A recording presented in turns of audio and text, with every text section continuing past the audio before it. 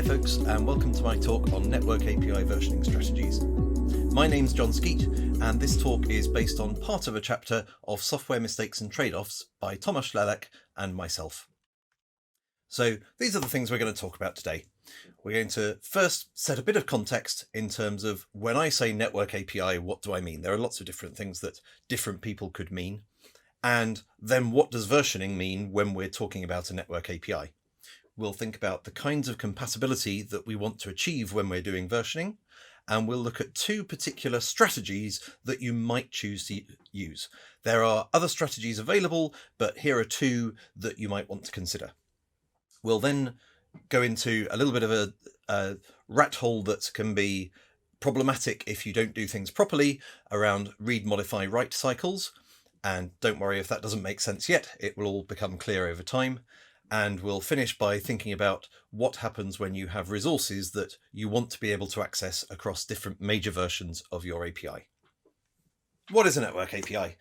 For the purposes of today, at least, it'll be anything where you make a network request from a client and the server gives a response. So those could be RPCs, you could have a REST-oriented kind of API, it could be over HTTP, it could be gRPC. Anything that has a request and a response is going to be relevant here. Now, a lot of APIs are resource-oriented, so you will be fetching, potentially modifying, creating, maybe deleting resources of some description, and there may be multiple views on resources, but resources end up having fields or properties associated with them, and it's how those evolve that end up causing tricky aspects when versioning. Now, I'll be focusing on public APIs today. If you are writing code that's for a private API that only people in your company use, or even it's not entirely public, but you have a specific set of customers and you can always get in touch with those customers, that kind of changes things in terms of versioning, because you can give them fair warning that you're going to make a breaking change in 6 months' time, and then go ahead and make that change later on, and you can evolve things rather differently. So this is in the slightly harder world of public APIs that we'll be thinking today. Now, just because I've got things to say about public APIs and regular RPC kind of network APIs doesn't mean none of this applies in other situations, but you'll need to think about how it applies instead when it comes to event queues or whatever network API-ish kind of thing you're doing. If you publish a pub sub topic and you want to add a field to it or take away a field from the data that you publish, what difference does that make? It's for you to kind of think about exactly what difference it will make in your specific context. As ever, just because I've got some suggestions doesn't stop you from having to think. So we've got a network API. What does it mean to version? And versioning is always about evolution and how things change over time. If you could ever come up with an API that does everything you need from the start, the format of the request never needs to change, the format of the response never needs to change, you never add any new RPCs, there are never any new features, in that specific case, you don't need versioning. However, that's not reality. We pretty much always need to think about how are we going to change things over time. And anytime there's evolution, you should be thinking about versioning. It doesn't need to always be explicit. And for a lot of network APIs, you may have, if you're the implementer, you may know, well, I'm publishing a new version today, and it could well be that clients never even see that. Maybe you've applied a bug fix and they will never need to know there's a new version. There may not be any version number that you talk about that version as. You may refer to it via a deployment URL that's entirely internal. That's fine, but you're still versioning one way or another. Part of the reason for thinking about versioning is to work out how you can evolve things while staying compatible. And compatibility tends to be something that we talk about as if it's a straight binary, yes, something's compatible, or it's not compatible for a particular change. For libraries, we're used to using semantic versioning, often at least, otherwise known as semver, where in a major version you can break anything you like. In a minor version you can effectively add features but not take anything away. It has to be backwardly compatible. Old code should still work with the new version of the library. Or you can have patch versions where you have to be backwards and forwards compatible so that people can downgrade patch versions and their code should still work, barring whatever bug was fixed by the patch, but it should still compile, you shouldn't get link errors, etc. So that's what we tend to do for libraries. Network API compatibility is kind of harder because there are more axes to think about. You're still trying to think about not breaking your customers, your users. None of this matters whether this is commercial or you're doing something just for fun. You probably still don't want to break users. And just as in libraries, code libraries, you potentially need to think about source compatibility and binary compatibility and semantic compatibility. Well, you have those kind of axes for API compatibility as well, network API compatibility, but you need to think across multiple different axes. So maybe you generate libraries or even handwrite libraries to make your network API calls.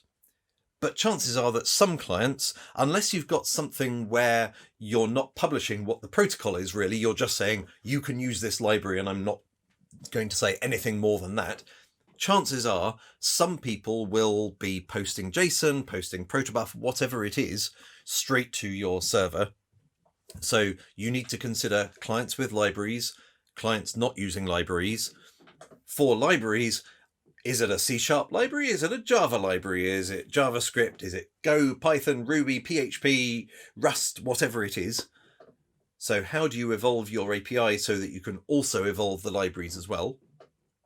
You potentially need to think around low resource devices. Is someone going to be using an Internet of Things device to talk to your API? If it's doing mobile banking, then probably not.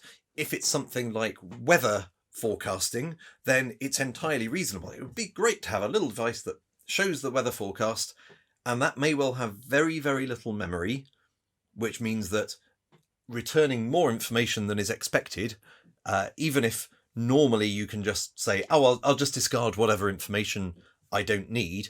Well, if you've got very limited memory, you could break someone just by returning more information. You need to think about what serialization formats you're using on the wire, and by serialization format, whether that's JSON or Avro, protobuf, whatever it is, you need to understand it clearly, because if you want to make a change, you need to know the impact of that change on clients. And I know all of this is sounding like you've suddenly got to know everything before you can do anything, but I'm afraid you need to think about it right from the start. So as an example, protobuf is the serialization format I know best. And each field in a protobuf has a name and a tag number, field number. Now, from the binary protocol perspective, you can change the field names however much you like, and the data on the wire will stay the same. However, if you use the JSON serialization format from protobuf, that clearly does depend on the names of the fields, but it doesn't depend on the numbers. So how are your clients going to be talking to you? Are you generating libraries which depend on the field names? All of these things affect what you're able to do, and you might want to start writing rules for yourself, because they may not be quite the rules that everyone else has around what changes you're going to decide are breaking and what aren't.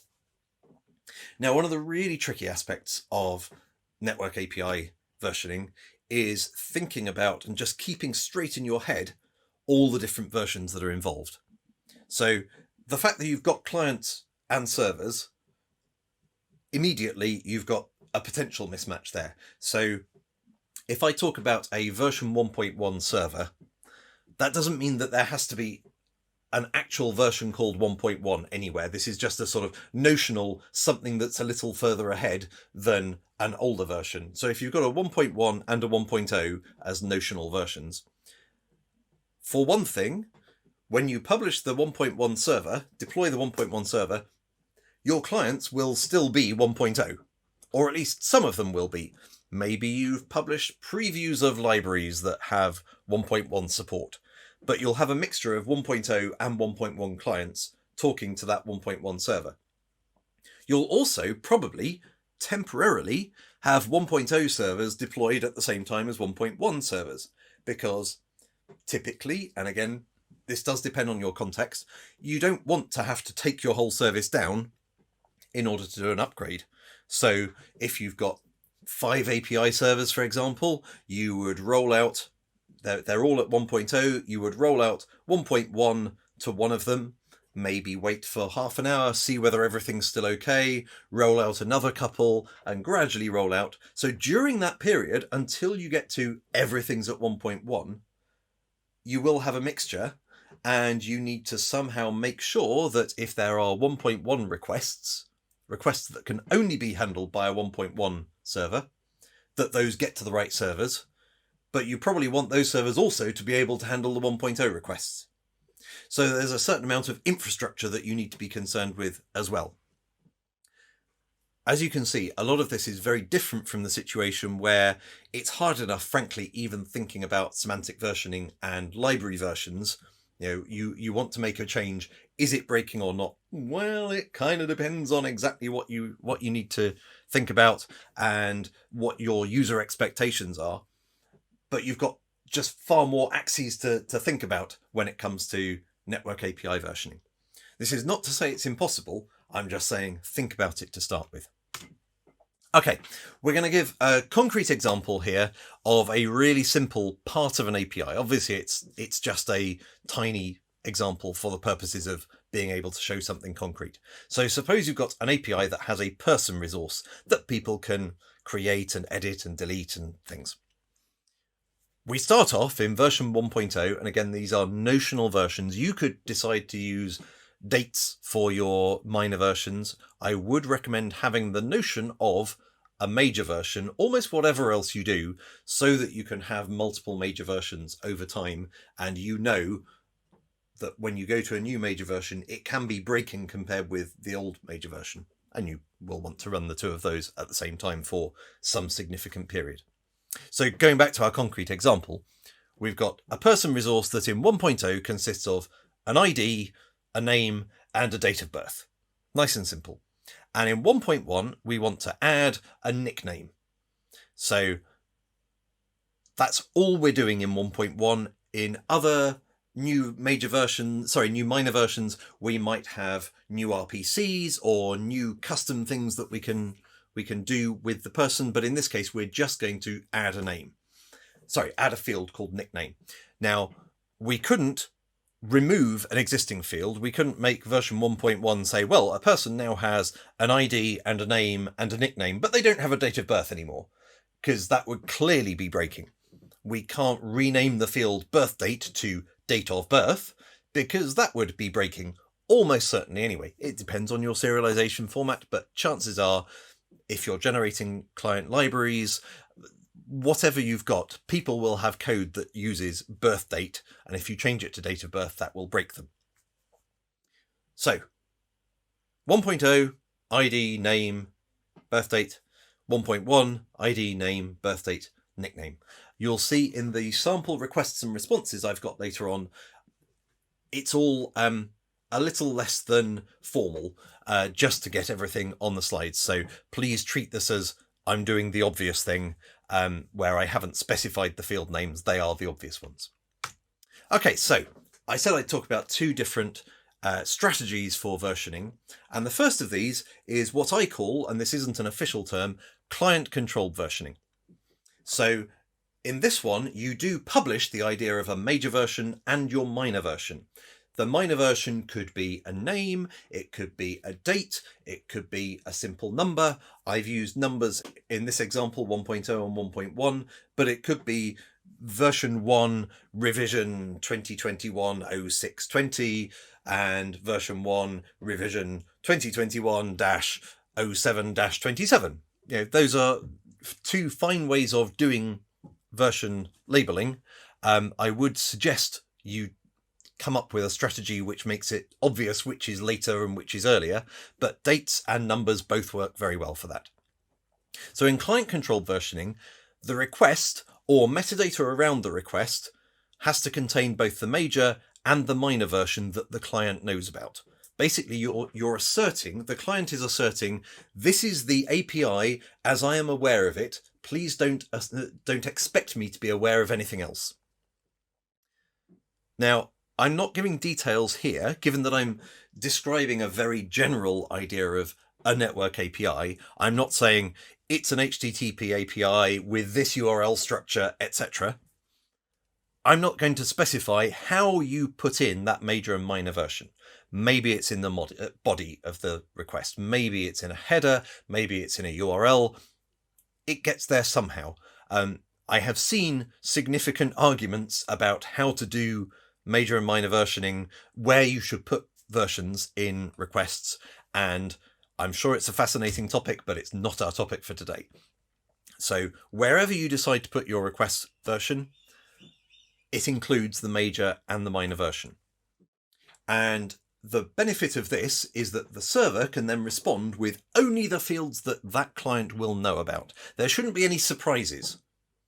So we'll see a concrete example in a minute.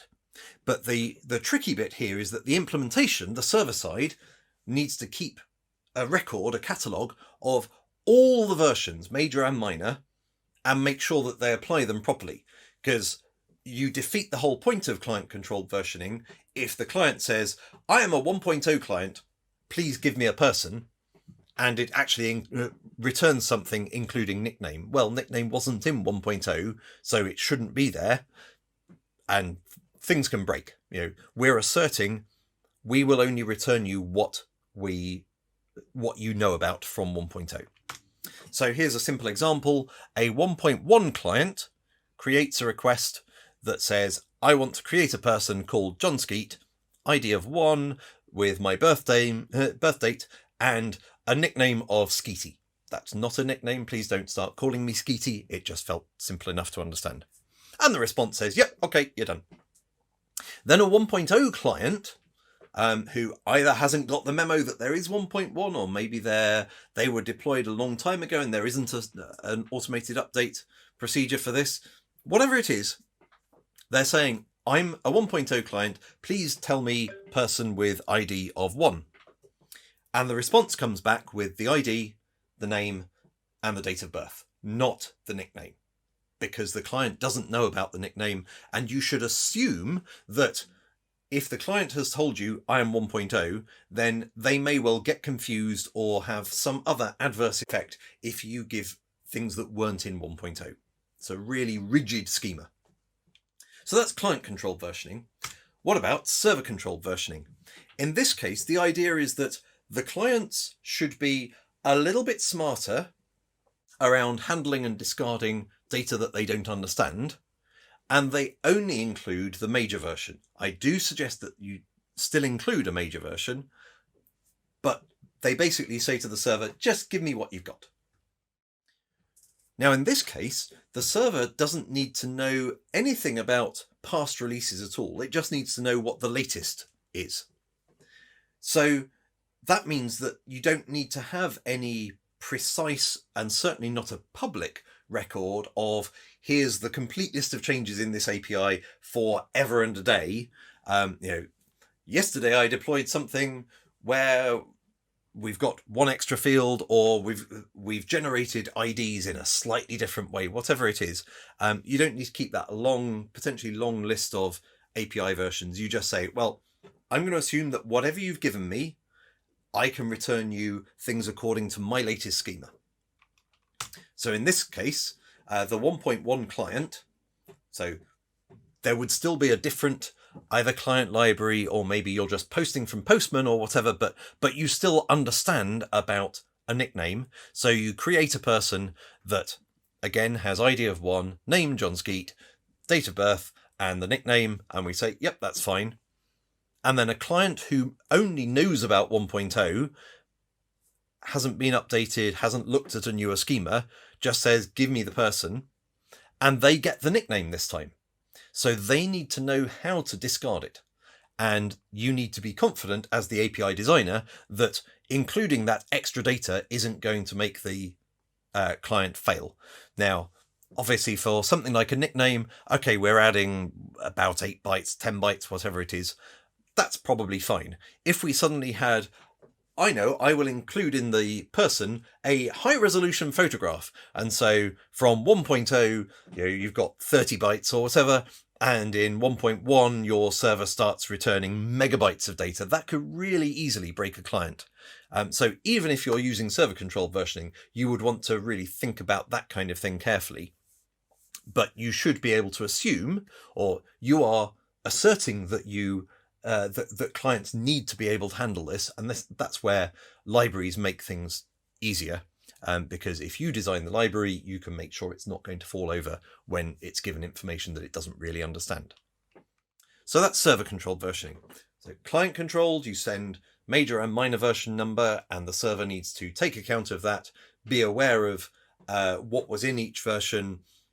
It can fail if it gets a request that refers to nickname, even though it claims to be 1.0. It's like, no, that's just invalid according to the 1.0 request schema. And in the response schema, it should only include fields that were available in the client requested version. Okay, we're going to talk now about a tricky topic of read, modify, write. And this is a very, very common kind of scenario. And just to clarify, I'm not talking about concurrency here.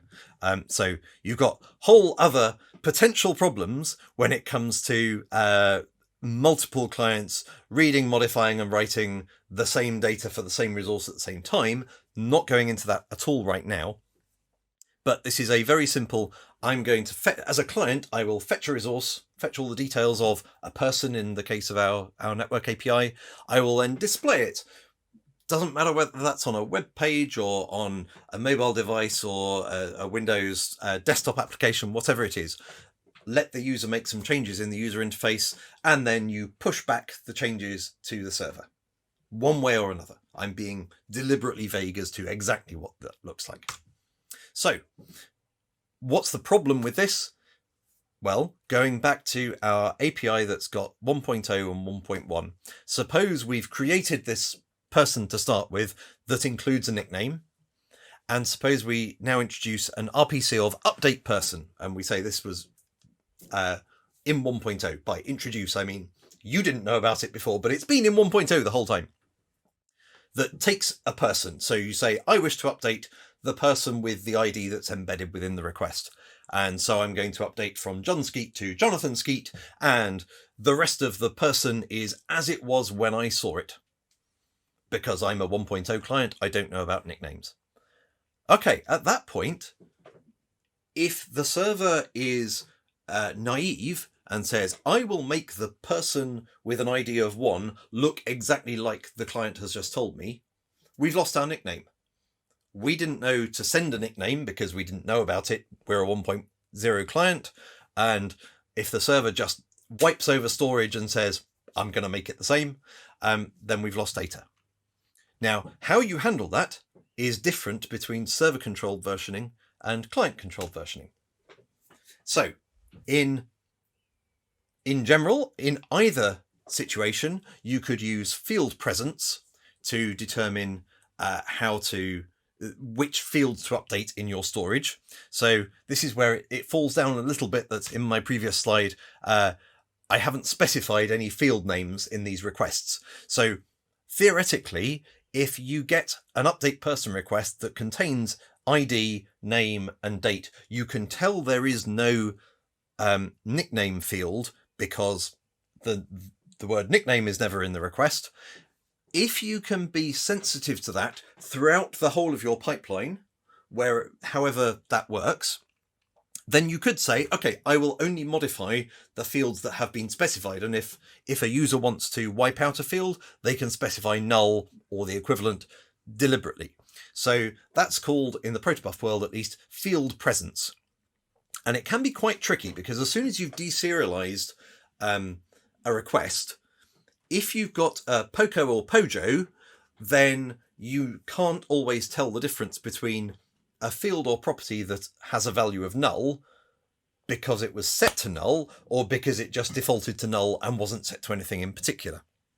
So that's where, again, knowing your serialization format and what that means for your generated code from that format makes a big difference. Or if you're not generating code from it, how you go about working out what was in the original request, ideally without having to keep the whole of the original request in its original form, but keeping all the information about which fields were actually present as well as just their values. So that allows you to avoid this problem. In client-controlled versioning, if you're careful, you don't need to support field presence, but you do need to pass the version along. A 1.0 client could never have specified a nickname, so you know that an update request will never contain a nickname, couldn't contain a nickname, so you shouldn't change storage for the nickname if you're getting a request from a 1.0 client. Finally, for server-controlled versioning, the common approach, certainly within Google APIs, is to use what we call a field mask. So your request contains all the data, potentially more data than you actually want to change, but it also says, this update request, please update storage with fields X, Y, and Z. Or in our case, because we were only changing the name, if I go back, so we're not changing the date of birth, and maybe the user interface is capable of noticing that. Maybe it's not, and it would say, okay, well, I've presented the user with a name and date of birth. They may or may not have changed both of them. So I will say, please update name and date of birth. And the server can still do that. But I haven't specified nickname, so the server shouldn't change the nickname in storage. So it's a little bit more explicit. It's frankly harder to write as a client, but it's also harder to make mistakes with. So these are all balancing acts between different ways of approaching this read, modify, write cycle. Next up, cross-major version resources. So we've talked a little bit about minor versions. What about major versions? I recommended earlier on that you always include a major version because sooner or later you will want to make breaking changes. I'm frankly astonished that there are lots of APIs where there is no version explicitly anywhere that I can see. And I wonder whether that means that the API designers have put a stake in the ground and saying, we are never, ever, ever going to make a breaking change, or whether they're hoping that they can get away with just saying, well, in 6 months' time, we'll make this breaking change. And there's no real way that we can keep running the old ones and the new ones at the same time. And there are breaking changes that you can't make gradually. There are some things, if you want to remove a field, it's one thing to say, in 1 year's time, we will remove this field and you won't be able to write to it anymore. You won't be able to read it anymore. It's much harder to make a change like renaming a field or changing the type of a field. Suppose in version 2, we didn't want the name field anymore. We wanted to separate that into first name, last name, middle name, which, by the way, is a terrible way of dealing with names. I'm really just using this as an example. But if you want to change something from a relatively primitive structure to a richer structure, that's a really difficult breaking change to make by saying, well, it will happen on this date. You would typically end up having two fields in parallel, and it's tricky, whereas you could have, well, version 2 will only contain the new things, version 1 will only contain the old things, and you run both of them in parallel from a server perspective, and clients can choose whether they will be V1 or V2. And eventually, after sufficient feedback and time for people to migrate, you can turn down V1.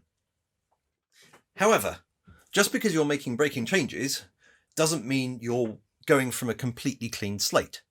Usually, if you've got resources, you want to be able to access those resources in the next major version. It would be very odd if you were creating a calendar API, for example, if you couldn't access the calendar events that you created with version 1 from version 2. That would, who would want to migrate and lose all their data? Be terrible.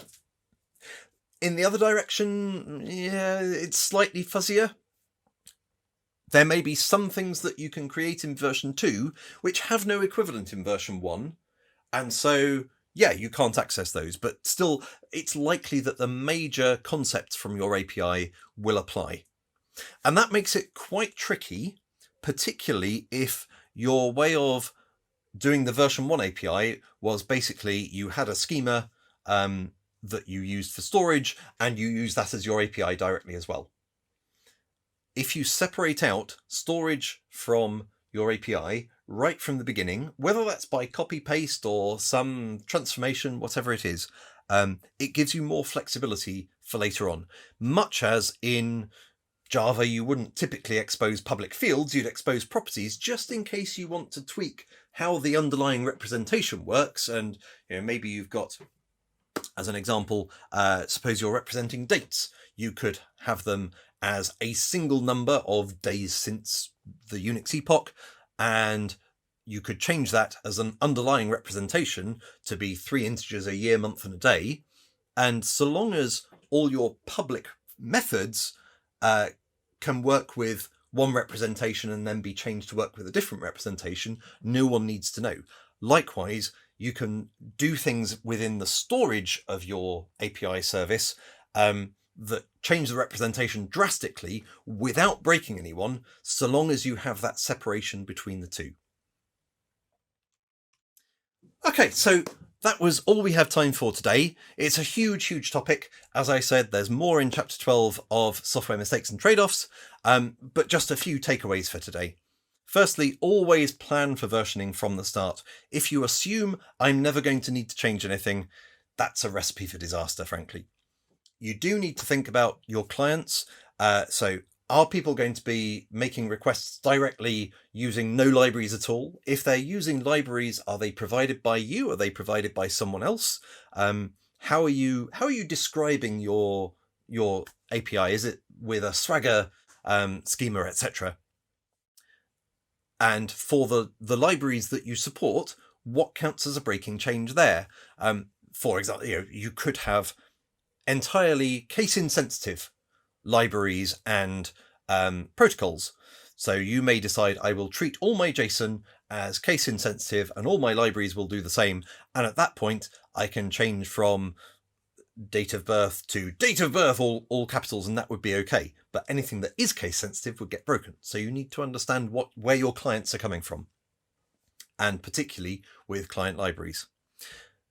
One thing I didn't mention is the versioning of the client libraries themselves. That could change, so you may well have a version 1 API, and then a version 1 library targeting the version 1 API, a version 2 library targeting the version 1 API, because there's a breaking change in the library aspect, even if the API hasn't changed. It gets into a whole can of worms, to be honest. You need to be aware of traps such as read, modify, write. That isn't the only problem there is in API design, and JJUX has a whole book around API design that I'd also recommend, also from Manning, that has a lot more, some of which have versioning aspects and some of which don't. Be aware of not just the API at a high level, but also the details of what bytes are going to go on the wire. And what difference does that make in terms of how people will consume things? I'm afraid you kind of need to be a bit of an expert on that. Just saying, well, it's JSON. Well, but how exactly? And finally, do disconnect your storage from your public API so that you can change the representation internally, change the implementation to use that new storage representation without breaking anyone. As I say, this is a huge topic. We've just barely scratched the surface, but I hope that's been useful to you. Bye, folks.